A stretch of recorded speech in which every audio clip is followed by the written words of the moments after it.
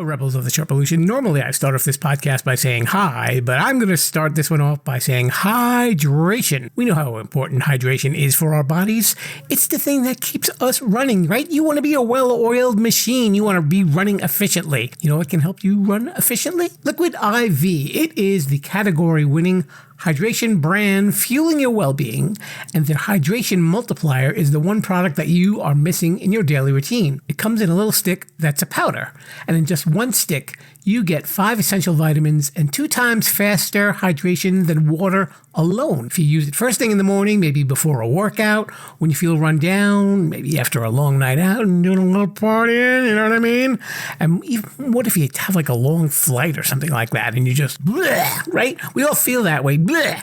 So add this to your water, and that convenient packaging can go with you anywhere you go, even if you're going to the gym or you're traveling or you're at work and maybe you didn't have a great breakfast. At least it's something that will fuel you up in the morning. And there's a whole bunch of flavors that are available, like sea berry, strawberry lemonade, Concord grape, lemon lime, pina colada, tropical punch, watermelon, strawberry, passion fruit, guava, acai berry. Did I say that right? I never know how to say that. But those are just some of the flavors. Here's some statistics for you folks. 1 stick of liquid IV in 16 ounces of water contains 5 essential vitamins: B3, B5, B6, B12, and even vitamin C. And we all know how important those B vitamins are. It's got 3 times the electrolytes of traditional sports drinks. It's made with premium ingredients. It's non-GMO, and it is free from gluten, dairy, and soy. I'm going to offer you a great deal, Rebels.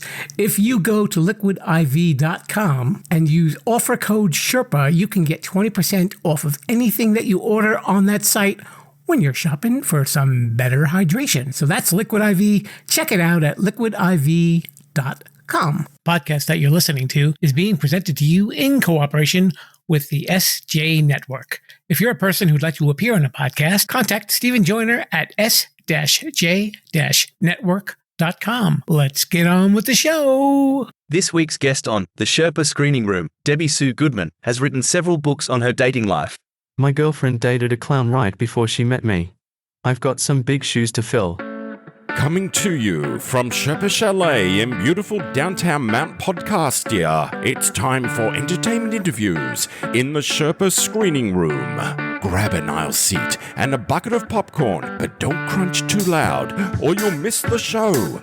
Now, here's your host, Jim, the podcast Sherpa.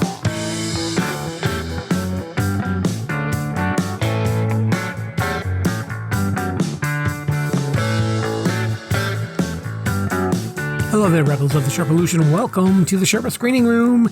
It is a presentation of Too Many Podcasts, which of course is the podcast about podcasts, but we're not talking about podcasts this week. It's the type of episodes that we get every once in a while when we get to talk to creators, you know, like either authors or actors or singers, directors. And my guest today, her name is Debbie Sue Goodman. She's coming to us from Chicago, as they say.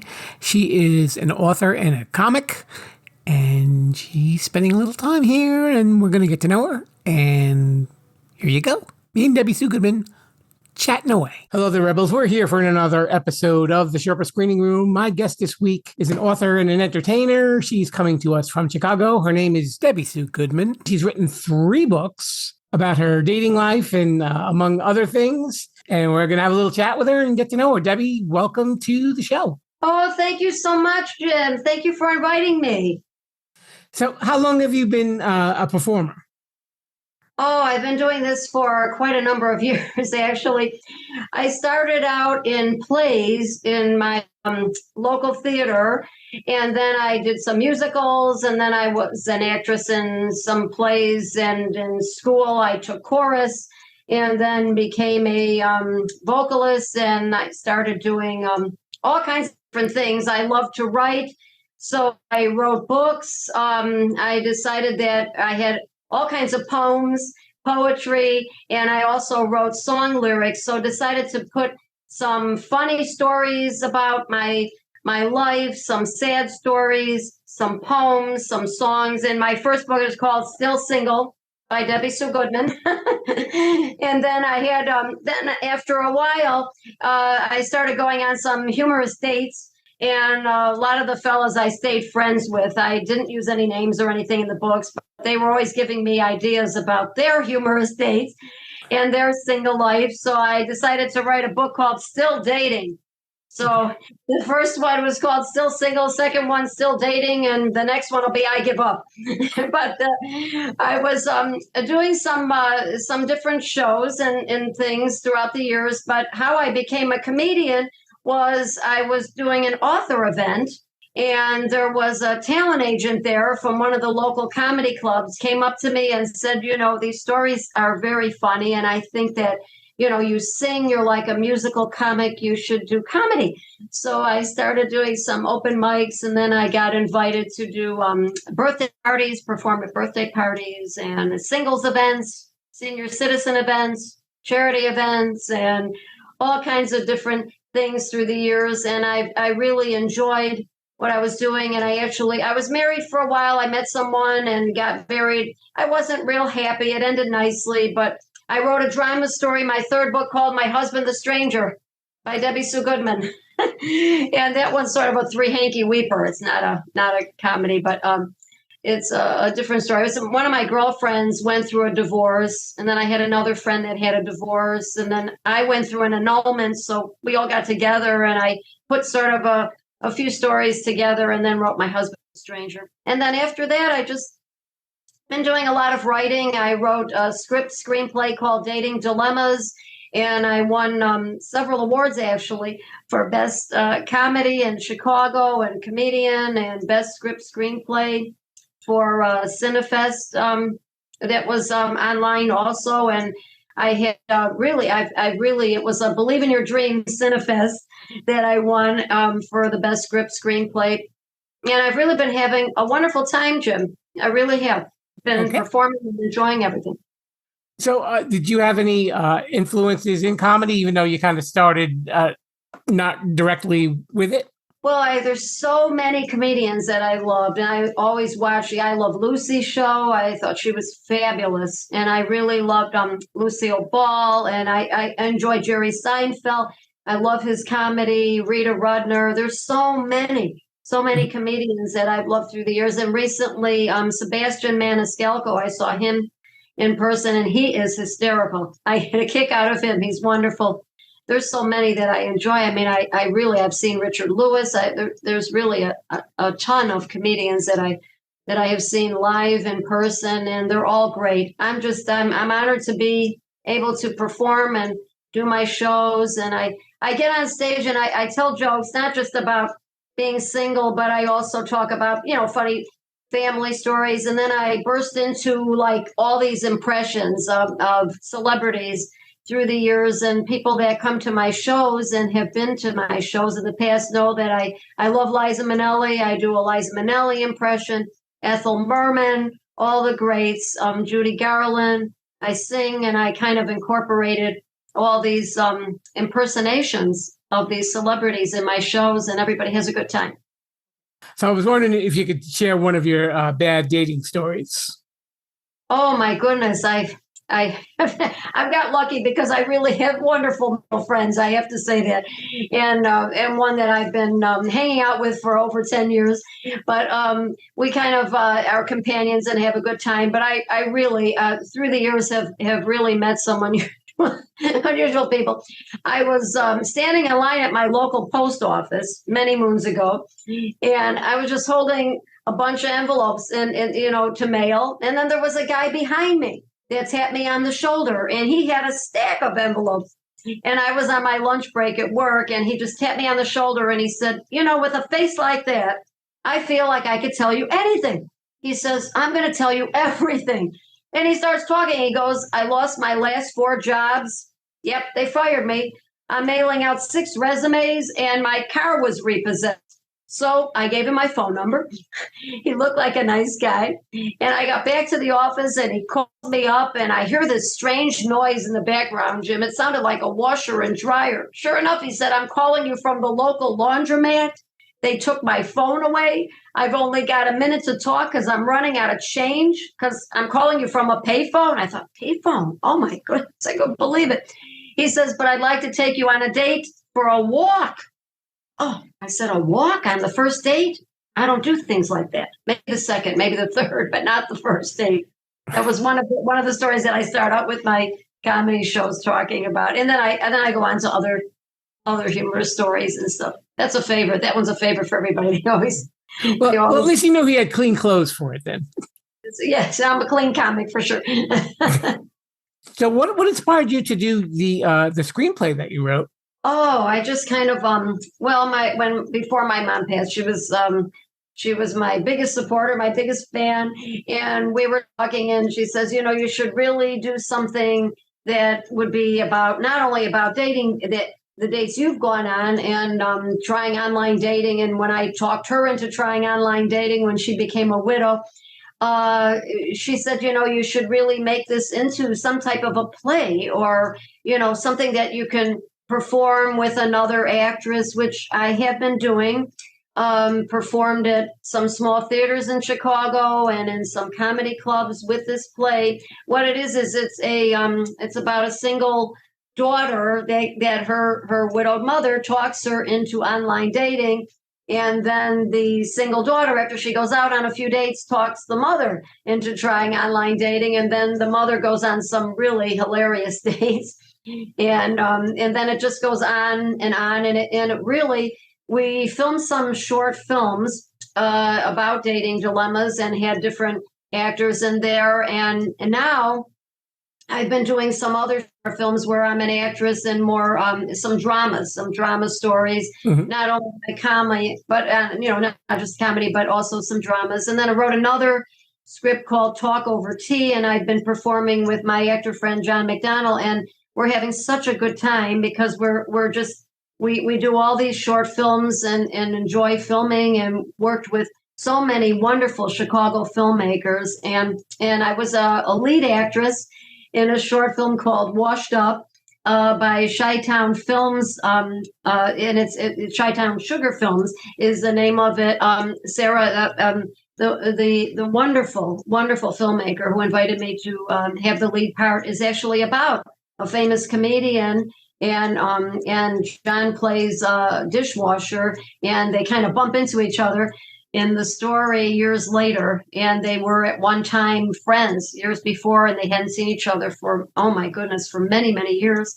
And then they start talking, and he recognized her, and it's really a great story. And we had premiere that was in a Chicago theater, and then we had a screening. We're going to have more film screenings, and it'll be released sometime in March. And then and another short film I did with Dresta Productions. It's another film company in Chicago with Dre, a wonderful filmmaker, and he invited me to have a small part in his film also, and that will be released in March. And then did another short film, a thriller that I was a writer on it, one of the writers on it, called Framed.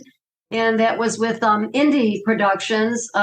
Wonderful Dan. Dan is the filmmaker with Indie, and he filmed us. And I've just been meeting wonderful, talented people and enjoying doing all these things.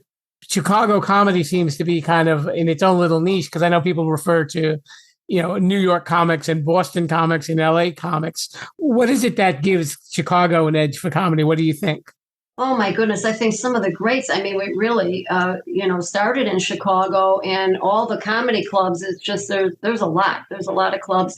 And I just feel that, Chicago is always going to be a town where we have not only just the theaters and the comedy club, just wonderful performers. And I think it's a great town. I grew up here, and I've always enjoyed being here. I travel too, and I hope to travel some more and perform my comedy in different places. And I love Chicago. They have, the great entertainment in Chicago downtown. Did you have any memorable comedy gigs? Oh, I've had so many. I've performed for singles groups, and I've done, I did one for a mayor of a town called Franklin Park. There was maybe close to 200 people there, and we had a great time. They had a luncheon. I've done performances for singles and senior groups, and not only comedy clubs, charity events, all kinds of things. And I love all of them. I really do. And I've performed for birthday parties. I performed for a 90-year-old man And he had such a great time. He was singing along with me. He was laughing at the jokes. And they rented out a whole restaurant and they all had dinner. And then I was the entertainer. And that one was so much fun. I mean, I enjoy all my shows, but that was just fabulous. And then I performed for various women's groups. I was in another town in Wakanda, and we had a wonderful crowd there. And one of my friends came to see me there. It was about an hour away from where I live, and everyone just had a great time. They had one time where they had an ice cream social, and I was the performer there, and I enjoyed it. And I've done library events, and we fill up the room, and everybody has a great time. I've done library events. I've done bookstores when a lot of my author events were in, bookstores. A lot of the bookstores, a few of them closed, but they don't have as many author events as they had when my first book came out, when I first started doing book signings. But when I do, I had a great time. I really enjoy it. Are there any other books coming out, or is it that kind of on the back burner for now? Well, I was thinking of doing another one. I started, and I'm actually almost finished. It's more of a thriller. I won't give it away, but I am enjoying writing the scripts and the screenplays. I wrote 2 more, so I'm doing, again. I will write another book and maybe release this next one. That would be great. But I'm enjoying the write. I do love to write. So, if people want to check out your books and your stand up, where should they go? And you can find me online. You could find me. I'm on Instagram under my full name, Debbie Sue Goodman, Goodman.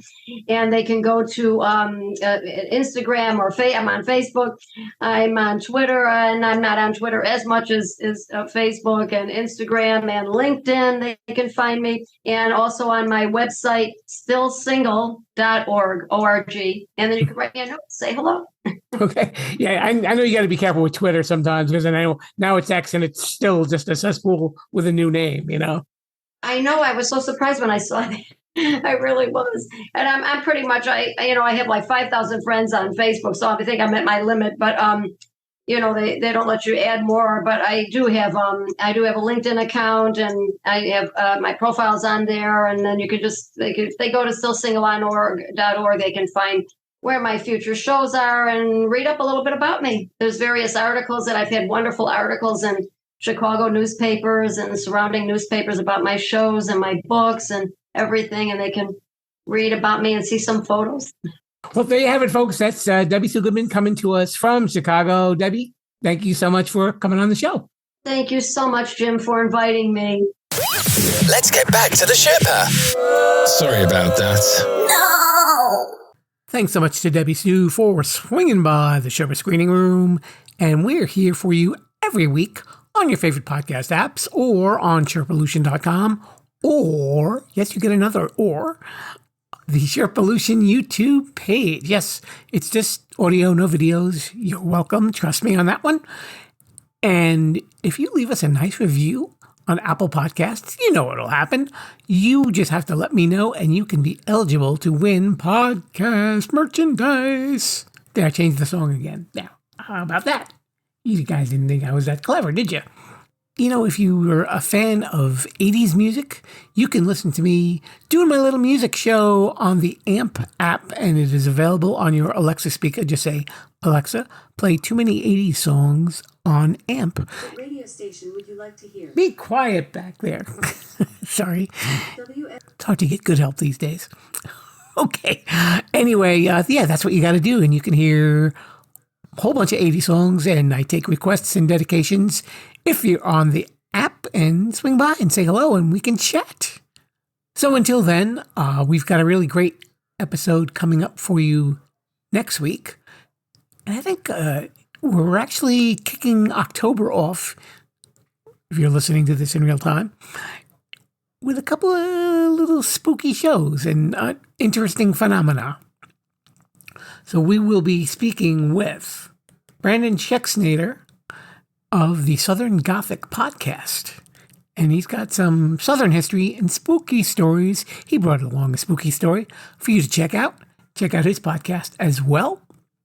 And until then, I think, Lord Mr. Bruce, we can get on out of here. So we will see you next time for our show with Brandon. And I will leave you with a hearty Viva la Sherpalution. Thanks for listening to the Sherpa Screening Room. Don't forget to subscribe, rate, review, and share this podcast. I'm Mr. Bruce, and this has been a Sherpa Studios production. Viva la Sherpalution! You know, Rebels, if you've been checking out some of my promotional ads on social media, you'll be aware that I have been using a lot of AI programs to help me create ads. But you know what? There's a lot more uses for AI than just funny little videos. And I'd like to introduce one of our new sponsors, Podium. It is a leader in creating AI tools for podcasters. Now, let's say you've got a podcast, or maybe you're even thinking of doing a podcast. You're probably wondering, well, how can AI be integrated with your workflow? I'll tell you about Podium. As a podcaster, you know that writing show notes and creating chapters and transcribing episodes takes a lot of time, and it can cost you a lot of money too. But you know what? That's where Podium comes in. It's an AI tool designed specifically for creators and podcasters with the goal of making post-production tasks quick and easy. And in just a few minutes, Podium generates show notes, chapters, summaries, clips for social media, a full transcript, suggested episode titles, social media posts, and more. Whew, that's a lot of work for one little program. Your show notes are key to your podcast's success because it helps new listeners find your podcast and they'll know if it's a fit for them. You know, kind of like Too Many Podcasts. It also improves your SEO, that's your search engine optimization. Ooh, big phrase there. And overall accessibility. And with Podium, you can focus on creating a great podcast and let Podium's AI do the heavy lifting. But Podium isn't just for solo creators and podcasters. It's a game changer for editors, producers, marketers, agencies, and production studios. Teams that use Podiums are able to increase workloads, decrease turnaround times, and improve their quality. How does it work? Very easy. First, go to Podium's website, and you'll see that link that's right there in the show notes. You get 3 hours free just to try it. Pretty cool, huh? And using that link also supports this show as well. And you know what else happens? Because I'm a good guy. You use my link, you will get 50% off for your first month. So visit the site, upload an MP3 file, and download your files, and that's it. And if you need anything else, you can use Podium GPT to generate articles and any marketing copy you might need in seconds. Instant show notes, transcripts, chapters for your podcast or channel. This will level up that podcast. So check out Podium today.